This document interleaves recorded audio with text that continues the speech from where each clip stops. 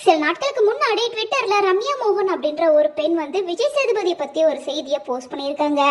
அதாவது விஜய் சேதுபதி எனக்கு தெரிஞ்ச ஒரு பொண்ணோட வாழ்க்கையை அழைச்சிட்டாரு, அவரோட கேரவானுக்கு போறதுக்கு 2 லட்சம், பாலியல் தேவைக்கு 50,000 அப்படின்னு கொடுத்திருக்காரு. அந்த பெண் இப்போ மறுவாழ்வு மையத்துல ட்ரீட்மெண்ட் எடுத்துட்டு இருக்காங்க. சினிமா துறையில போதை மருந்து கலாச்சாரம், படுக்கைக்கு அழைக்கிற பழக்கம், பாலியல் அத்துமீறல்கள் உள்ளிட்ட பல விஷயத்துல விஜய் சேதுபதி சம்பந்தப்பட்டிருக்காரு. ஆனா சோசியல் மீடியால ஒரு புனிதமான மனுஷன் போல நடிக்கிறாரு. அவரு அந்த பொண்ணை பல தடவை பயன்படுத்தி இருக்காரு.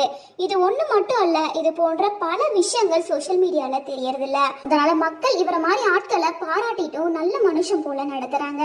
போதை பொருள், பாலியல் விஷயங்கள் போன்றவை நிஜம்தான், இது ஒன்றும் ஜோக் கிடையாது அப்படின்னு மென்ஷன் பண்ணியிருந்தாங்க. மேலும் நான் சொல்றது எல்லாமே உண்மைதான். உண்மை எடுத்துட்டு வந்தா நீங்க ஆதாரம் கேட்கறீங்க, ஆனா அந்த உண்மையில என்ன இருக்கு அப்படின்றத யாருமே தெரிஞ்சுக்க மாட்டேங்கிறீங்க. நான் பொய்யெல்லாம் சொல்லல, இந்த விஷயம் அந்த பொண்ணோட குடும்பத்துல இருக்க எல்லாருக்குமே தெரிஞ்சிருச்சு.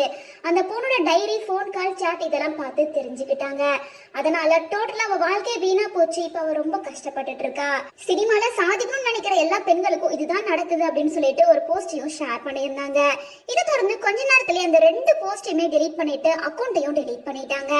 அக்கௌண்ட் டெலீட் ஆயிருந்தாலும் அவங்க ஷேர் பண்ண அந்த போஸ்டோட ஸ்கிரீன்ஷாட் சோசியல் மீடியா முழுசும் பேசு பொருளா இருக்கு.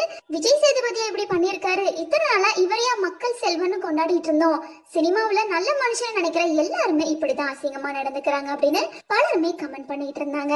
மேலும் இதை பத்தி விஜய் சேதுபதி கிட்டே நிறைய பேர் டைரக்டா கேட்க ஆரம்பிச்சிருக்காங்க. அதனால இதை பத்தி விஜய் சேதுபதியை முதல் முறையா ரியாக்ட் பண்ணியிருக்காரு. அதாவது என்னை பத்தி தெரிஞ்சவங்க இந்த மாதிரி மோசமான குற்றச்சாட்டு என் மேல யாராவது வச்சாங்கன்னா சிரிப்பாங்க. ஏன்னா இந்த விஷயம் என்னை எப்பவுமே பாதிக்காது. அந்த பொண்ணு எல்லாரோட கவனத்தை ஈர்க்கணும் அப்படிங்கிறதுக்காக இப்படி பண்ணிட்டு இருக்காங்க.